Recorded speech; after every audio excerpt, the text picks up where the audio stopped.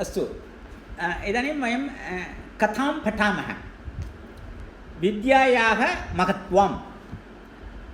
एकं नगरम् आसीत्, तत्र रामः सोमः इति मित्रद्वयम् आसीत्। रामः विद्याम् इच्छति, सोमः धनम् इच्छति। एकदा मित्रद्वयं विदेशम् अगच्छत्। रामः तत्र विद्याभ्यासम् अकरोत्, सोमः धनसम्पादनम् अकरोत्। अनेकानि वर्षाणि अगच्छन्।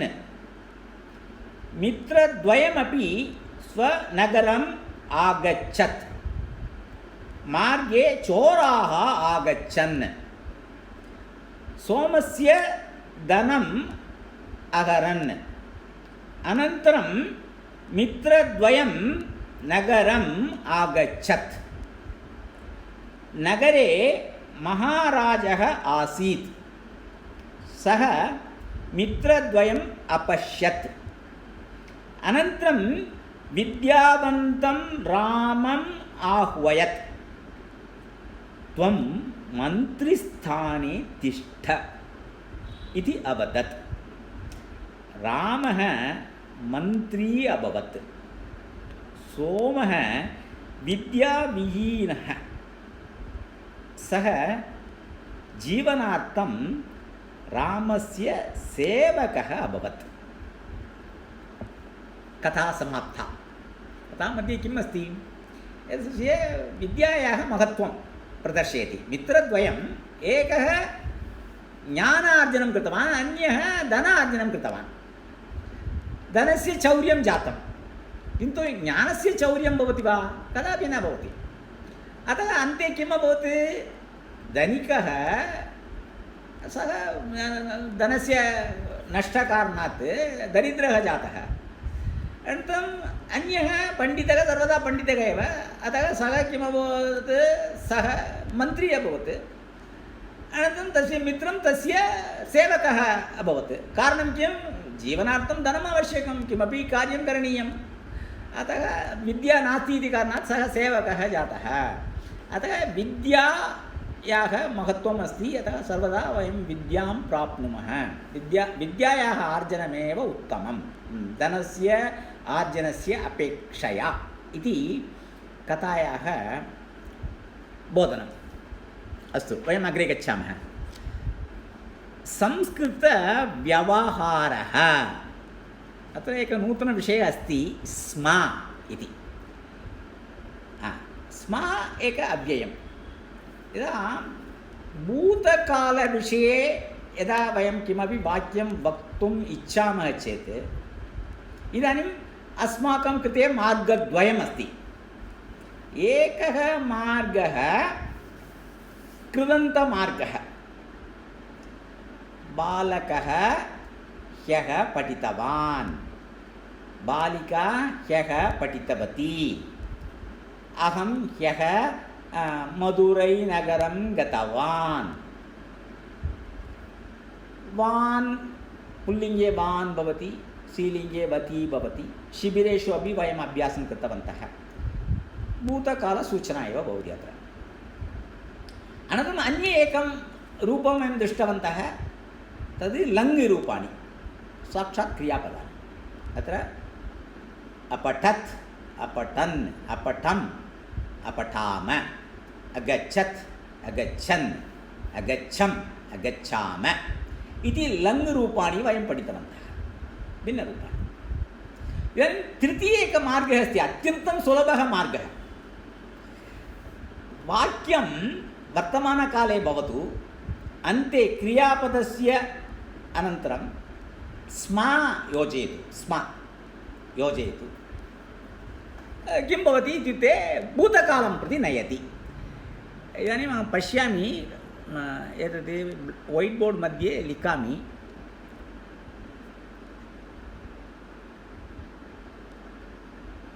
स्म तावदेव। स्म एकः अव्ययम्। इस् म स्म। अस्तु,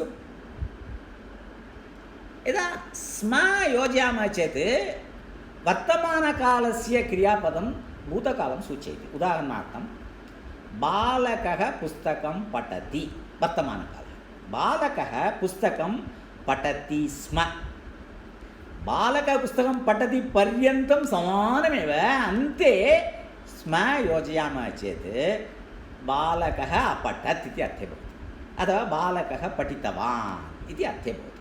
अतः यदा भूतकालविषये वयं वक्तुम् इच्छामः चेत् कृदन्तमार्गः अस्ति, अनन्तरं लङ् मार्गः अस्ति, अनन्तरं स्म मार्गः अस्ति।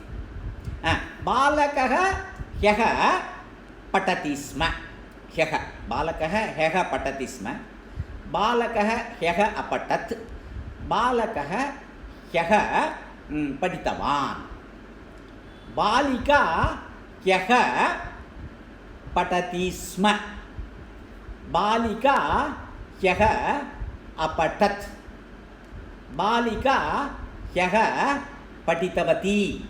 इदानीं पश्यतु, किन्तु अतः इदानीम् एकवचने अभवत्। इदानीं बहुवचने ह्यः बालकाः पठितवन्तः, कृदन्तं, बालकः पठितवान्, बालकाः एव पठितवन्तः, कृदन्तरूपम्। बालकः अपठत्, बालकाः अपठन्।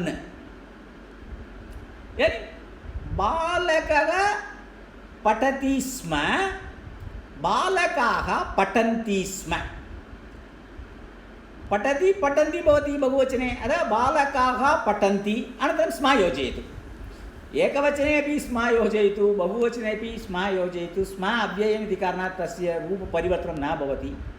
भवति चेत् इदानीं बालकाः पठन्ति स्म इत्युक्ते बालकाः अपठन् अथवा बालकाः पठितवन्तः इति भूतकालनिमित्तं मार्गत्रयम् अस्ति। किन्तु स्म तस्य अधिकप्रयोगः न करणीयः, कदाचित् करोतु। पूर्वं स्म स्म करोति चेत् ते किं चिन्तयन्ति, एषः वर्तमानकालपण्डितः, भूतकालविषये किमपि न जानाति, कृदन्तमपि न जानाति, लङ् अपि न जानाति इति किञ्चित् हास्यं कुर्वन्ति। अतः शुद्धमेव पाणिनी व्याकरणरीत्या शुद्धं, किन्तु यत्किमपि भवतु तस्य ओवर् प्ले न करणीयं। यावत् आवश्यकं तदा रुचिकरं भवतु। अस्माकं लेखः वा भाषणं वा किञ्चित् रुचिकरं भवतु। सर्वदा स्म स्म अस्ति, अहं जानामि किल, वर्तमानकाले रूपाणि एव अहं पठामि, तदनन्तरं स्म योजयामि इति चिन्तनं मास्तु। किन्तु ईदृशः विषयः अस्ति इति ज्ञानार्थम् अत्र एतस्मिन् पुस्तके उक्तमस्ति। अस्तु, अनन्तरम् एकः लेखननियमः, तस्मिन् विषये पूर्वमेव वयं दृष्टवन्तः इति अहं चिन्तयामि। इदानीं पुनः तस्मिन् विषये पश्यामः। इदानीम् अहं लिखामि, तन्निमित्तम् अहम् एतत् वीडियो स्टाप् करोमि। माता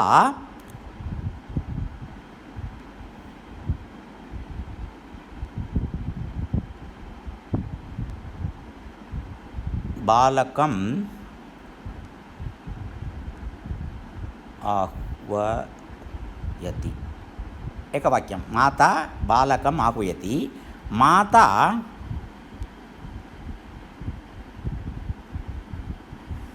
बालकं पृच्छति।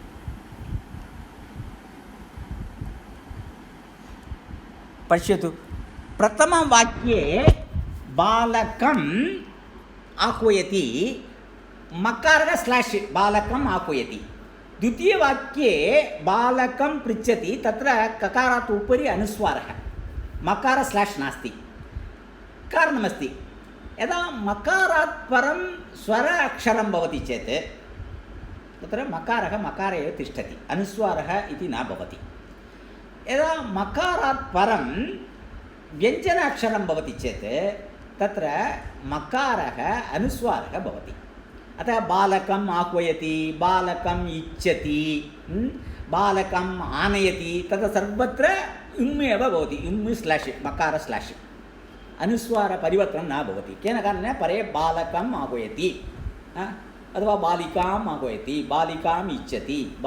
स्वर अक्षरं भवति चेत् तत्र मकारः मकारः एव भवति, तस्य किमपि परिवर्तनं न भवति। एवं मकारात् परे किमपि व्यञ्जनाक्षरं भवति चेत् तत्र मकारः अनुस्वारः भवति। बालकं पृच्छति, बालकं नयति, बालकं ताडयति, न ताडयति, बालकं न ताडयति। तत्र सर्वत्र किं भवति? बालकम् अनन्तरम् एक व्यञ्जन अक्षरम् अस्ति इति कारणात् अत्र इम् अनुस्वारः भवति, एकः विषयः। अनन्तरं यदा वाक्यस्य अन्ते इम् भवति चेत् तत् इम् एव भवति, तत्र अनुस्वारः न भवति। अतः अहं किमपि एकवाक्यं वदामः वा? अपठम्, अहम् एतत् मार्जयामि। लङ् रूपे उत्तमपुरुषे एकवचने किं भवति? अहम्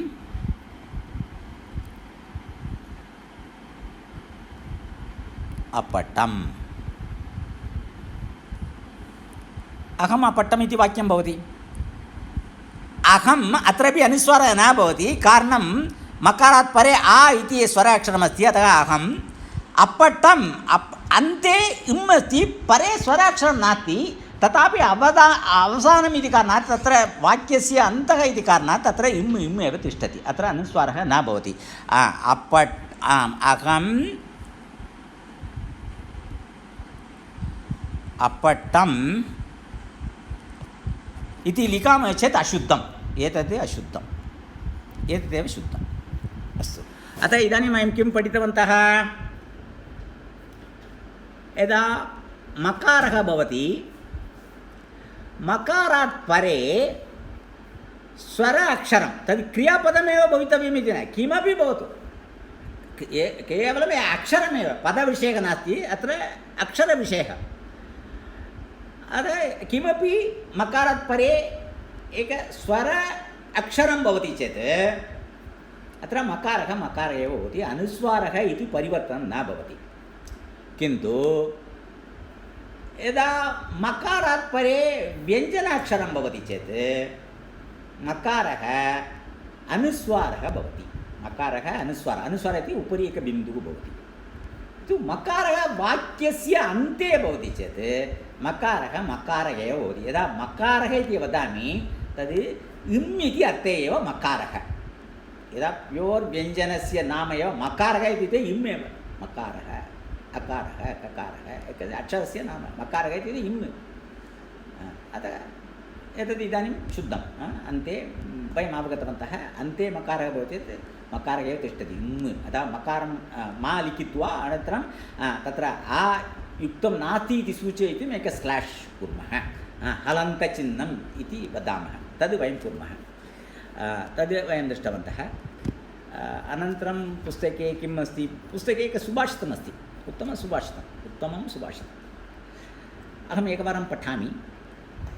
आचार्यात् पादमादत्ते, पादं शिष्यस्वमेधया, पादं सब्रह्मचारिभ्यः, पादं कालक्रमेण च।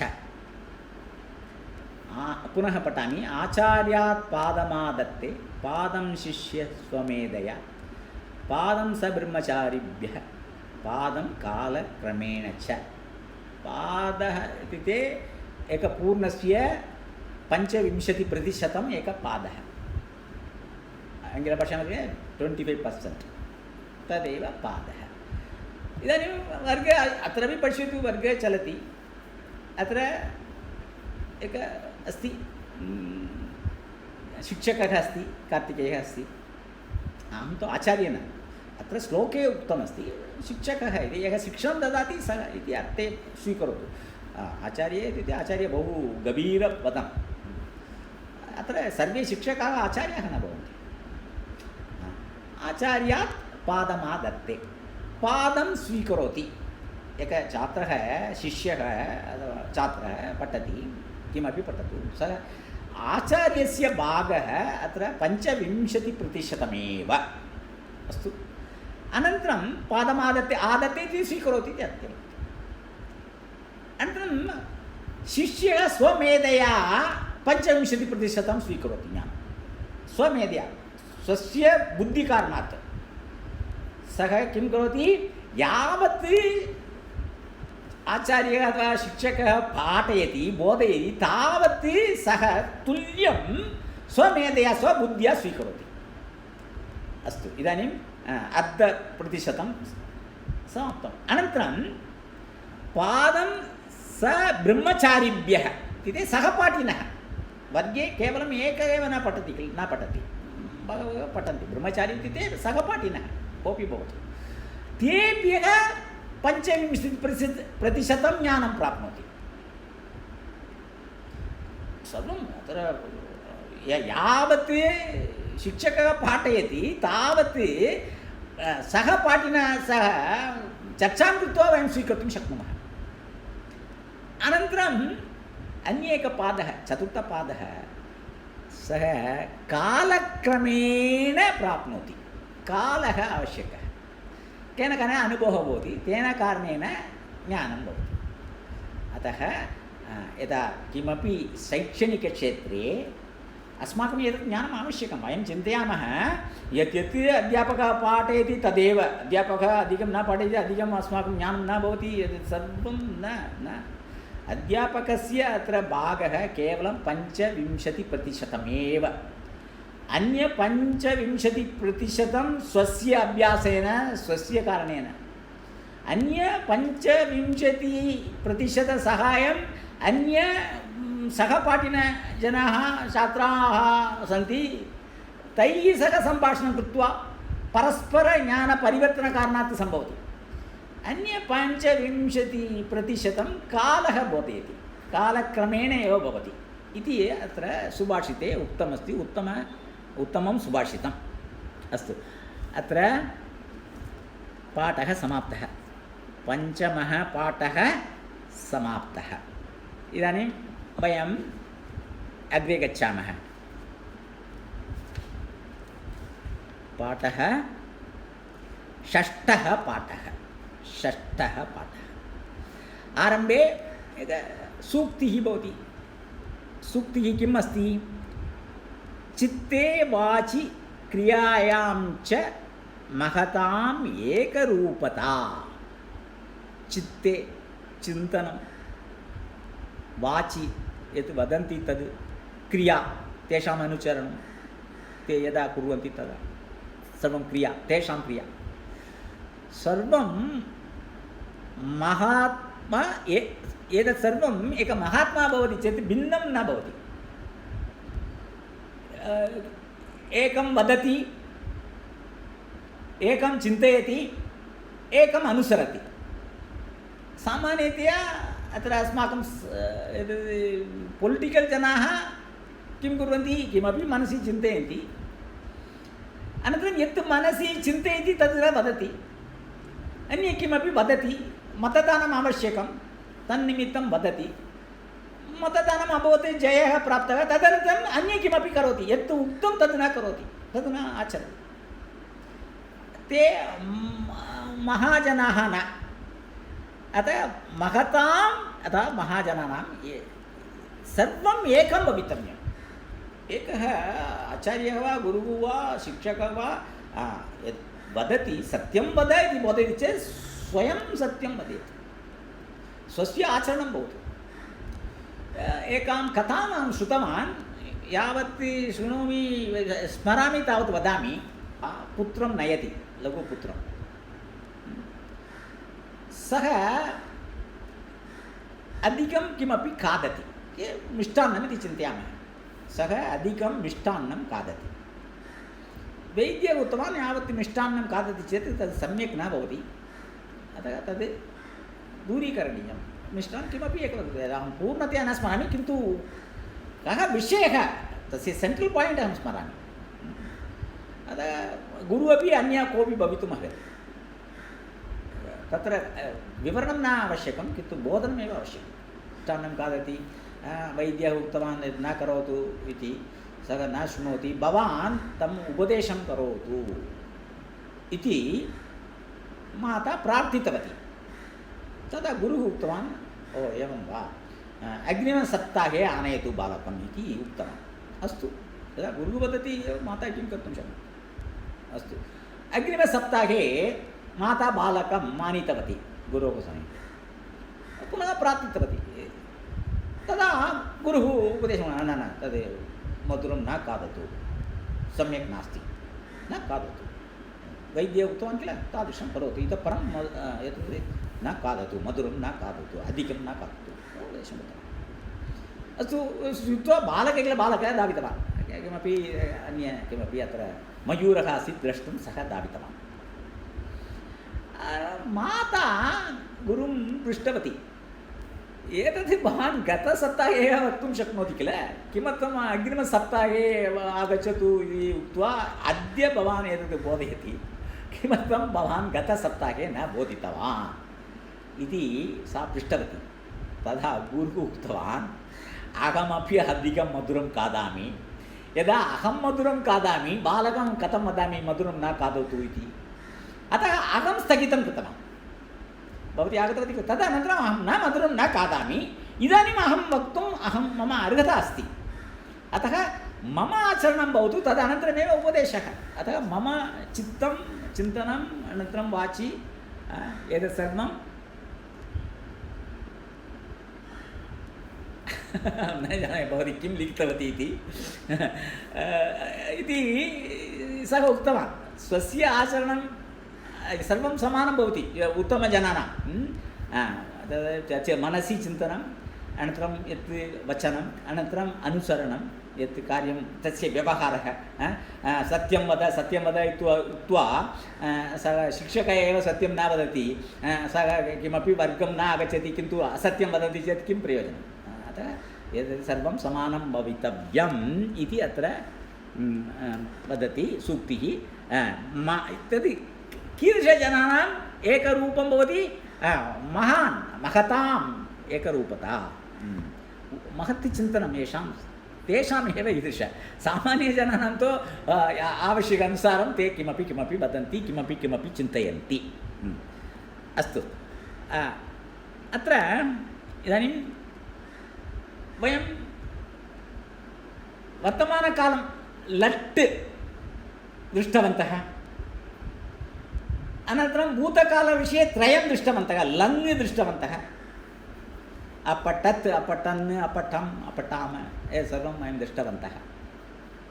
अनन्तरम् अत्र भूतकालविषये पठितवती इति कृदन्तरूपाणि अपि वयं दृष्टवन्तः।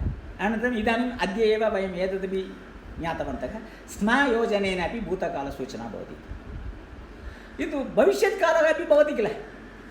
अतः कथं वाक्यं वदामः, अतः एतस्मिन् पाठे भविष्यत्कालस्य विषये अत्र बोधनमस्ति। भविष्यत्काले किं भवति, बालकः पठति, बालकः श्वः अपि पठिष्यति, पठति पठिष्यति भवति। अनन्तरं खादति, इदानीं खादति, श्वः खादिष्यति। इदानीं भविष्यत्काले न भविष्ये एव, गत न, भविष्यत्कालविषये एव पाठः। पठति पठिष्यति, खादति खादिष्यति, वदति वदिष्यति, ये सर्वं प्रथमपुरुष एकवचने। पठति स्थाने, पठति इति इदानीं वर्तमानकाले इत्युक्ते कः अर्थः, कार्यस्य आरम्भः भवति, कार्यस्य समाप्तिः न भवति, तत् वर्तमानकाले। अनन्तरं भूतकाले इत्युक्ते कः अर्थः, कार्यस्य आरम्भः अपि अभवत्, समाप्तिः अपि अभवत्, समाप्तः जातः भूतकालः। इदानीं भविष्यत्कालस्य अर्थः कः, भविष्यत्काले इत्युक्ते कार्यस्य आरम्भः एव, क्रियायाः आरम्भः एव न भवति, आरम्भः एव न भवति, समाप्तः अपि न भवति इति अर्थः भविष्यत्काले। अतः पठति पठिष्यति, इष् इति श्रूयते, पठति पठिष्यति, खादति खादिष्यति, वदति वदिष्यति, पतति पतिष्यति, असति असिष्यति, इष्ये इष्ये इष्ये किञ्चित् रूपं भवति, किन्तु सर्वत्र इष्ये भवति वा इति तत्रापि क्लेशः अस्ति। किञ्चित् वयम् अभ्यासेन सर्वं जानीमः। लिखति लेखिष्यति भवति, लिखति लेखिष्यति भवति, नयति नेष्यति भवति, नयति नेष्यति भवति, आनयति आनेष्यति इति भवति। अतः किञ्चित् रूपपरिवर्तनं भवति, किञ्चित् परिवर्तनं भवति। अनन्तरम् अन्ये एक रूपमपि भवति भिन्नम्। अतः पश्यति द्रक्ष्यति, पूर्णतया रूपं परिवर्तनं। पश्यति द्रक्ष्यति, गच्छति गमिष्यति, पृच्छति प्रक्ष्यति, शृणोति श्रोष्यति इति रूपाणि किञ्चित् भिन्नं भवति। कुत्रचित् इ एव न श्रूयते, पिबति पास्यति, पिबति पास्यति इति रूपं भवति। अन्ये कुत्रचित् नमति नंस्यति भवति, नमति नंस्यति, पचति पक्ष्यति भवति, पचति पक्ष्यति भवति। अतः एतत् सर्वं किञ्चित् एकैक क्रियापदं भवति चेत् सामान्यतया एकं टेम्प्लेट् अस्ति, बहु भवन्ति एकरूपे, पुनः एकः गणः भवति, अन्येकः गणः अन्येकः गणः, इदानीं बहु गणाः भवन्ति अत्र। कुत्रचित् इ श्रूयते, कुत्रचित् इ न श्रूयते, कुत्रचित् अधिकपरिवर्तनं भवति, पचति पक्ष्यति भवति। एतादृशं किञ्चित् एतत् कथम् अहम् अवगच्छामि इत्युक्ते अभ्यासः एव, अन्यमार्गः नास्ति।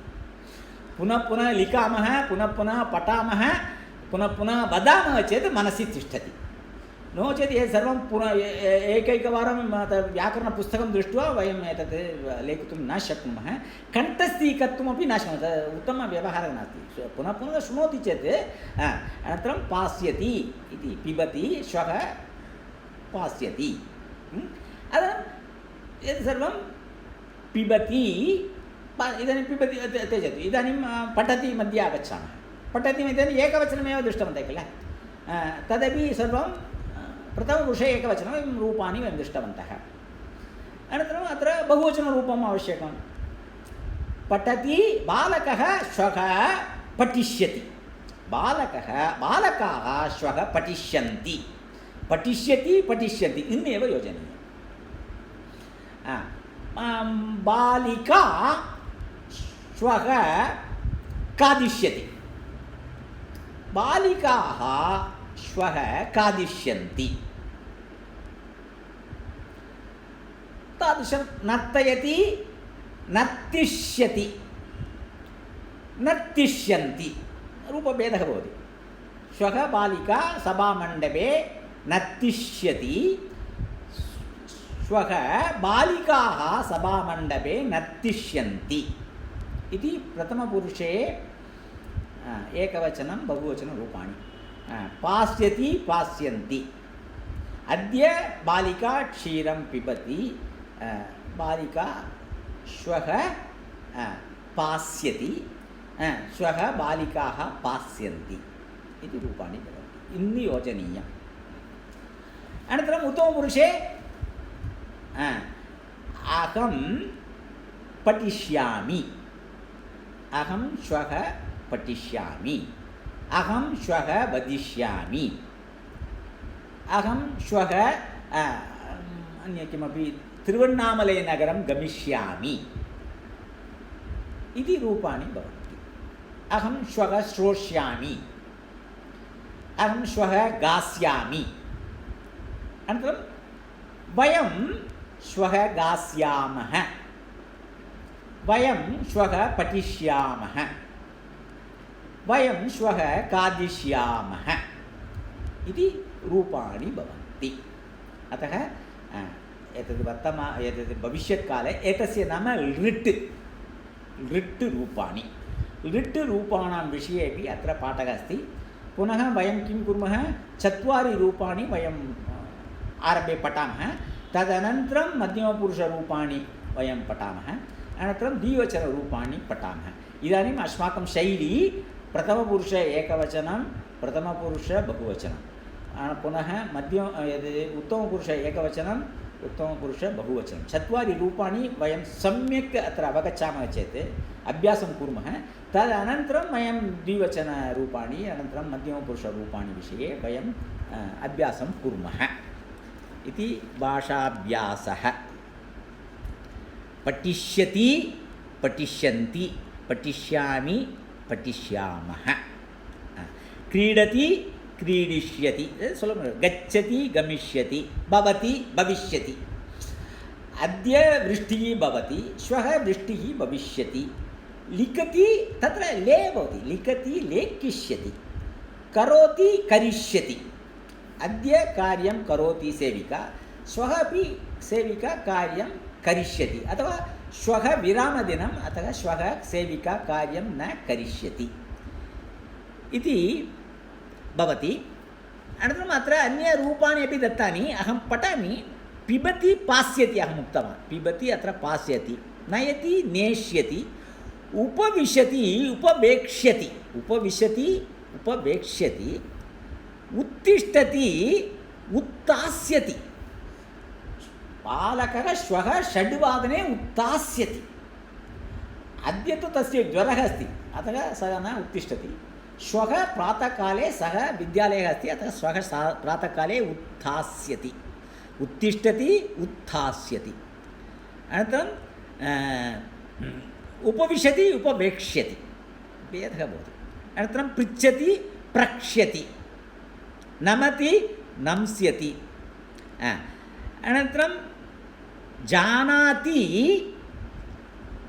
ज्ञास्यति इदानीं बालकः श्लोकं न जानाति श्वः ज्ञास्यति श्वः ज्ञास्यति शृणोति श्रोष्यति ये सर्वं अभ्यासेनैव भवति कण्ठस्थीयं करणीयमिति न पुनः पुनः बहु वाक्यानि लिखन्तु तदा शुद्धं भवति माता श्रोष्यति पिता श्रोष्यति बालकः श्रोष्यति बालिका श्रोष्यति श्रोष्यति श्रोष्यति जपं भवति चेत् श्रोष्यति मस्तके तिष्ठति शक्नोति शक्ष्यति शक्नोति शक्ष्यति अनन्तरं ददाति दास्यति इदानीं तद् न ददाति श्वः अहं दास्यामि इति वदति पश्यति द्रक्ष्यति पश्यति द्रक्ष्यति